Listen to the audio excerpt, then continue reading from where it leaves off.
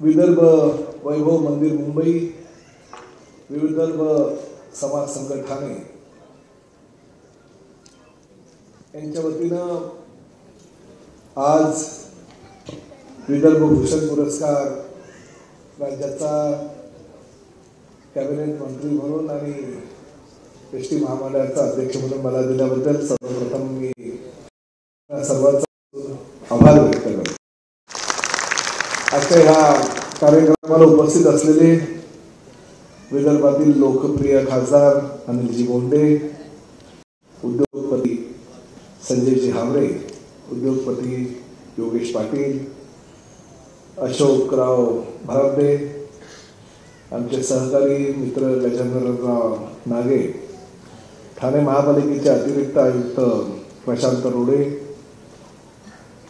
ठाण्याचे अध्यक्ष पुरुषोत्तम भुयार, उत्तम लोणारकर, राजेंद्र हटवार, एकनाथजी ठाकूर, लक्ष्मणजी तायडे आणि गटार या नाटकाचे निर्माते वीरेंद्र गणवीर, मंचावर उपस्थित असलेले मान्यवर, विदर्भावर प्रेम करणारे आणि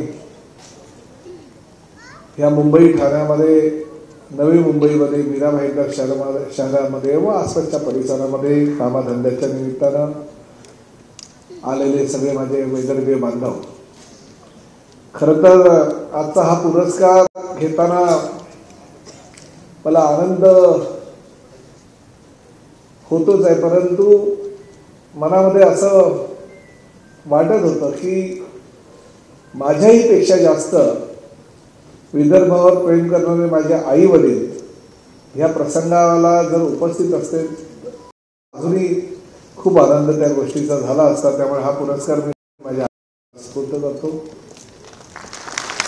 आणि मला आठवत आहे मी बोंडे साहेबांना सांगत होतो की आमचं गाव तसं तळेगाव दशासर म्हणून पटाचं तळेगाव, माझा जन्म जरी वर्ध्याचा होता तरी आई ग्रामपंचायतीच्या शाळेमध्ये शिक्षिका होती आणि वडिलांनी मुंबईमध्ये मराठा ह्या आचार्यात्रेच्या वृत्तपत्रामध्ये ते काम करत असल्या कारणानं थोडंसं पैसे त्यावेळेस त्यांच्यासोबत होते आणि त्यामुळे तिकडे काही जमीन घेतली, घर बांधलं आणि तळेगाव दशासरला आम्ही म्हणजे पटाच्या तळेगावला स्थायिक झालो। तिकडनं काही अंतरावर कोठा नावाचं गाव होतं आणि तिकडे माझे काका, आमचं त्या तळेगाव दशासरमध्ये असताना साधारण फक्त पहिली दुसरी तिसरीचं शिक्षण झालं आणि वडिलांनी अचानक मुंबईला आणि वयाच्या 9व्या मुंबईला आलो ते आज कॅबिनेट मंत्र्यापर्यंत मुंबईलाच आहे। तर वर्ध्याला जी काही जमीन आणि जे काही घर आहे ते मामा वगैरे बघतात, त्यामुळे तसा संबंध विदर्भाचा हा फार कमी येतो। परंतु कुठेही एखादी विदर्भातील व्यक्ती जेव्हा भेटते तेव्हा आनंद वाटतो की चला आपल्या गावचा कोणीतरी आपला सहकारी आपल्याला भेटलेला आहे, आवर्जून करतो। आमचा पंकज भुयार आहे, आमचा अतिशय जवळचा सहकारी आहे, तो मंत्री झाला। तसं वर्ध्याचा म्हणजे माझं शेत ज्या गावी आहे त्याच भागातला त्यालाही सातत्यानं काही ना काही सहकार्य करण्याची माझी भूमिका असते। आता 12 तारखेला माननीय मुख्यमंत्र्यांच्या हस्ते त्याच्या मतदारसंघातील RTO कार्यालयाचं उद्घाटन आहे। त्यामुळे मुंबईकर असेल किंवा ठाणेकर जरी असलं तरी विदर्भावरचं प्रेम कमी झालं नाही, जाणं येणं फार कमी होतं। आणि गजानन नागे, पुरुषोत्तम भुयार, परत आमचे भामरे हे सगळे जे सहकार्य गेले अनेक वर्षापासूनचे आहेत। म्हणजे मी महापालिकेमध्ये 1997 साली जेव्हा नगर काम करत होतो तेव्हापासूनचे माझे सहकार्य किंवा त्यापासून त्या आधीपासून आणि हे कार्यक्रम त्यांनी चालू केले छोटे छोटे करत हे झाड जे आहे ते फार आता मोठं झालं। आणि मला एक गोष्ट अभिमानाने सांगावीशी वाटतं की गजानन नागेसारखे कार्यकर्ता ज्या संघटनेमध्ये असेल किंवा ज्या ठिकाणी असेल ती संघटना मोठी झाल्याशिवाय राहणार नाही। तर चांगलं काम करतो, थोडा तापट आहे म्हणा, पण काम अतिशय चांगलं करतो आणि जे मागायचं ते मागायला बरोबर 1 वर्षाची वाट बघत असतो। आता 365 दिवसामध्ये मला कधी येऊन सांगितलं नाही की ही सिडकोमध्ये आम्ही टेंडर भरला आहे किंवा सिडकोमध्ये आपल्याला हे टेंडर भरल्यानंतर ते जे काही 2 प्लॉट आहे त्यापैकी 1 प्लॉट आपल्याला हवा आहे, आपल्याला ज्येष्ठ नागरिकांसाठी वृद्धाश्रम वगैरे करायचं, हे मला आधी सांगितलं नव्हतं.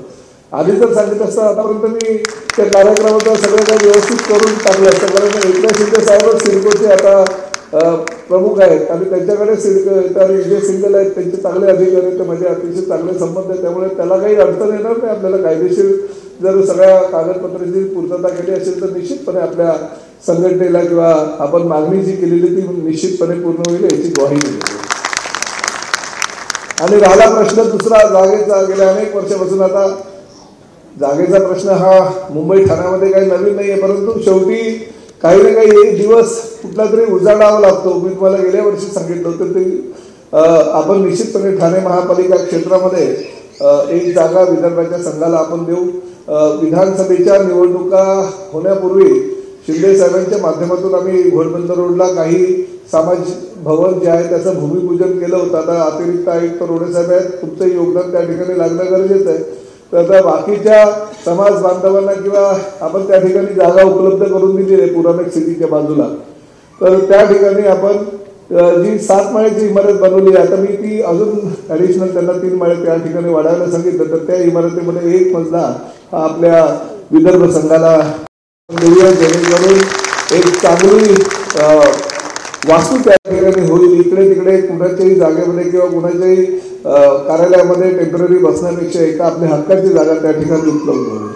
परंतु शेवटी हे सगळे कार्यकर्ते, हे पदाधिकारी काम करत असताना मला एक नेहमी जाणीव होते की आपले लोक म्हणजे बिचारे 365 दिवस काम करणारे कार्यकर्ते बघा कसे मस्त भगव्या टोप्या घालून मॅच वगैरे घालून उभे आहेत. तरी हा कार्यक्रम माझा घरचा आहे, माझ्या कुटुंबातला आहे.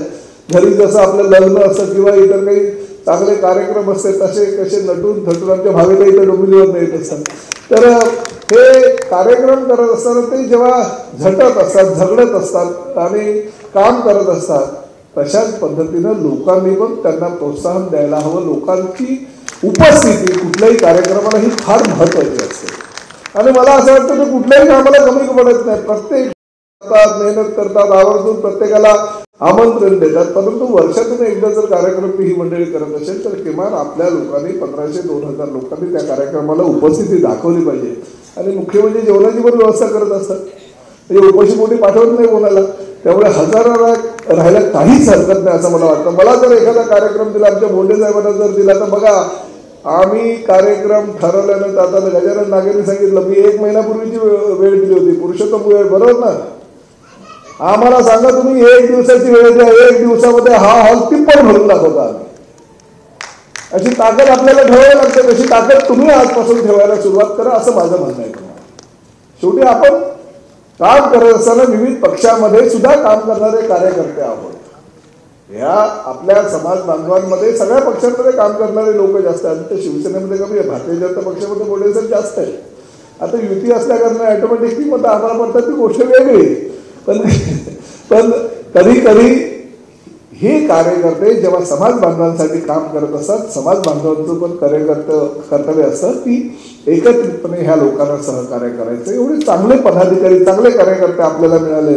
त्यामुळे त्यांच्या ज्या ज्या काही योजना असतात त्या योजनांना सहकार्य करायला पाहिजे. आता बोंडे साहेब खूप सिनियर नेते आहेत, भारतीय जनता पक्षाचे नेहमीच मदत करतात. त्याचबरोबर आमचे हावरे साहेब सुद्धा नेहमीच सातत्याने मदत करतात. आता तुम्ही मुंबईचा उल्लेख केला की विदर्भ समाज संघ मुंबई, विदर्भ समाज संघ मुंबईची कंपाऊंड वॉल, कुंपण भिंत आणि माझ्या शाळेची कुंपण भिंत ही एकच आहे. मी ज्या शाळेमध्ये दादरच्या महापालिकेच्या म्हणजे भवानी शंकर रोडच्या शाळेमध्ये माझं शिक्षण झालं 7वी पर्यंत, ती शाळा त्यावेळेस 7वी पर्यंतच होती. तर 4थी ते 7वी पर्यंत ज्या शाळेमध्ये शिक्षण झालं त्या शाळेच्या बाजूला विदर्भ संघ म्हणजे एकच कुंपण भिंत. आणि त्यामुळे त्याचं नातं आमचं जवळचं, कारण मी दादरलाच राहायचो कबूतरखान्याजवळ. आणि आमचे वडील, माझी आई तर एवढं विदर्भावर प्रेम करणारी होती, तुम्हाला सांगतो की म्हणजे हे विदर्भ समाज बांधव एकत्र येण्यासाठी तिने खूप प्रयत्न त्यावेळेस केले आणि त्या तिच्या माध्यमातून जेवढं करायचं तेवढं केलं. आता दोघंही जरी हयात नसेल तरी हा पुरस्कार भारताने आज त्यांच्या माध्यमातून स्वीकारलाय आणि मी तो त्यांना अर्पण करतो. जास्त वेळ घेत नाही, परंतु राज्याचा परिवहन खात्याचा मंत्री म्हणून आणि एस टी महामंडळाचा अध्यक्ष म्हणून काहीतरी सुधारणा करण्याचा प्रामाणिक प्रयत्न गेल्या 4 महिन्यापासून करतो आणि त्याला मुख्यमंत्री देवेंद्रजी फडणवीस, अजितदादा पवार आणि आमच्या पक्षाचे प्रमुख म्हणून एकनाथ शिंदे साहेब सातत्यानं ठामपणे पाठीशी उभे आहेत. म्हणून मी हे चांगले आणि धडाडीचे निर्णय ह्या राज्याच्या हितासाठी आणि एस टी महामंडळासाठी घेतोय. कारण शेवटी ही लाल परी आहे, रक्तवाहिनी आहे आपल्या शरीरातील. जशा रक्तवाहिन्या असतात तशी या महाराष्ट्र राज्याची रक्तवाहिनी जर असेल तर ती एस टी महामंडळ म्हणजे खेड्यापाड्यामध्ये अगदी डोंगर घरामध्ये पसरलेली ही एस टीची सेवा आपल्या सर्वसामान्य जनतेपर्यंत कशी काही लवकरात लवकर पोहोचवता येईल यासाठी मी प्रामाणिक प्रयत्न करणार आहे. मी आजच्या ह्या कार्यक्रमाच्या माध्यमातून मनापासून देतो आणि रोडे साहेब आता जबाबदारी तुम्हाला दिलेली आहे, नाही म्हणून चालणार नाही. राज्याचा कॅबिनेट मंत्री म्हणून आणि ठाणेकर म्हणून तुम्हाला सांगतो की लवकरात लवकर म्हणजे पुढलं जेव्हा आपलं यांचं अधिवेशन होईल किंवा हा कार्यक्रम होईल तोपर्यंत इमारत पूर्ण व्हायला कमीत कमी 1.5 ते 2 वर्ष लागेल. परंतु वर्षभरामध्ये आपण दाखवू शकतो की इकडे तो आपली जागा आहे. अशा पद्धतीनं आपण ठराव वगैरे करून घेऊ. कारण आपण सगळ्यात तुम्हाला माहिती आहे ना ती जागा कुठे आहे, माहिती आहे ना. त्या जागेमध्ये मी ऑलरेडी 3 मजले वाढवायला सांगितलेले आहेत. आपल्याला निधी सुद्धा शासनाकडून आलेला आहे आणि लवकरात लवकर त्याची पूर्तता आपण करावी. तशा पद्धतीच्या आयुक्तांना सांगून मी ठरावही करून घेईल आणि ही जागा कशी काय 2 वर्षाच्या आत आपल्या मंडळाला देता येईल यासाठी आपण प्रयत्न करूया. आणि परत एकदा आपल्या सगळ्यांना शुभेच्छा देतो. जय हिंद, जय महाराष्ट्र, जय विजय. फक्त एकच विनंती आपल्याला करतो की 7:30 वाजताचा म्हणजे 6 वाजता बरोबर हजर झालो होतो, परंतु 7:30 वाजताचा माझा मीराभाईंदर इथे कार्यक्रम असल्या कारणानं मी अध्यक्ष म्हणून बोंडे साहेबांवर सगळी जबाबदारी सोपवून मी पुढल्या कार्यक्रमाला आपली रजा घेतो. जय हिंद, जय महाराष्ट्र.